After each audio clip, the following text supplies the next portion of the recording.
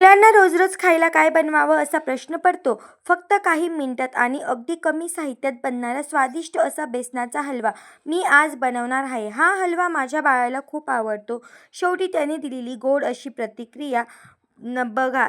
ती बघितल्यावर तुमच्या चेहऱ्यावर गोड असं हसू येईल. त्यामुळे व्हिडिओ शेवटपर्यंत नक्की बघा. मी कढई ठेवलेली आहे गरम करायला. त्यानंतर त्याच्यामध्ये 2 चमचे वितळलेलं तूप घालायचं आहे. तूप इथं तुम्हाला वितळलेलंच घालायचं आहे. इथं मी तूप वितळून घातलेलं आहे. स्टार्टिंगला तुम्ही असं पण घालू शकता, पण नंतर तुम्हाला वितळलेलं घालायचं आहे. त्यानंतर मी एक छोटी वाटी भरून बेसन टाकलेलं आहे. तूप छान गरम झाल्यानंतरच बेसन टाकायचं आहे. ते जास्त पण गरम नको. असं छान टाकल्यानंतर तुम्ही बघितलं असेल कढईत थोडे एका बाजूला असं बुडबुडे आलेले होते, तसे आले पाहिजे. जर तुम्हाला तूप कमी वाटलं तर तुम्ही अजून थोडंसं तूप घालून घेऊ शकता. मला कमी वाटलं म्हणून मी थोडं इथे टाकून घेतलं आणि छान असं आता भाजून घेते.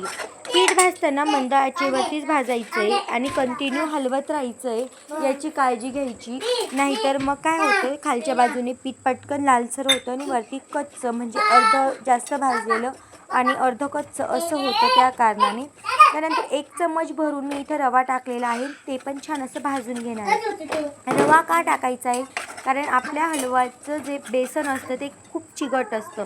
मग खाल्ल्यानंतर चिकटपणा लागू नये त्यासाठी तुम्हाला थोडं रवा टाकायचं आहे, म्हणजे जेणेकरून हलव्याचं रवाळ असं टेक्स्चर येईल. सुंठ विलायचीची पावडरही टाकलेली आहे. ती तुम्हाला किती आवडते तुम्ही त्यानुसार टाकायचं आहे. बघा तुम्ही छान असं आपलं बेसन भाजून झालेलं आहे.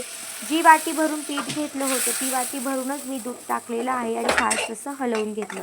हलवून घेतल्यानंतर ती वाटी भरून टाकायचं आहे. तुम्हाला जर कमी भाजलं तर तुम्ही नंतर टाकू शकता. मी जी वाटी भरून पीठ घेतलं होतं तीच अर्धी वाटी भरून इथं साखर टाकलेली आहे.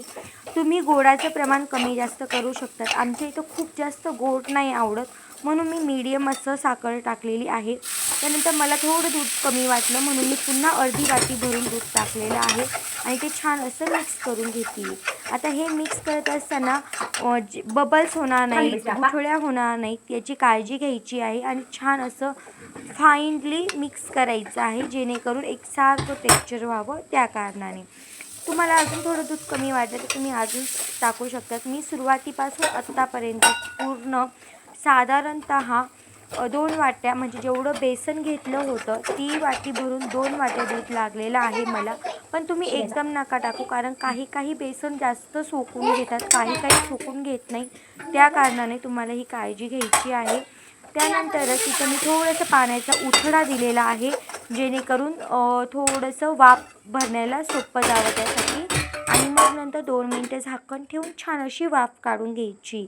कारण हा हलवा बनवताना बेसन व्यवस्थित भाजलं जाणं आणि शिजलेलं व्यवस्थित पाहिजे बेसन, या 2 गोष्टींची काळजी घ्यायची असते. त्या कारणाने 2 मिनटं मी झाकण ठेवून वाफ काढून घेतली. त्यानंतर त्याच्यामध्ये छान असे ड्रायफ्रूट्स टाकून घेतलेले आहेत. गॅस बंद केला आणि तयार आहे आपला हलवा. हा खाल्ल्यानंतर माझ्या बाळाची प्रतिक्रिया काय होती ती सुद्धा तुम्ही एकदा दादा, हे बघ मी तुझ्यासाठी काय बनवलंय, खाऊन मला सांग बरं कसं झालंय ते.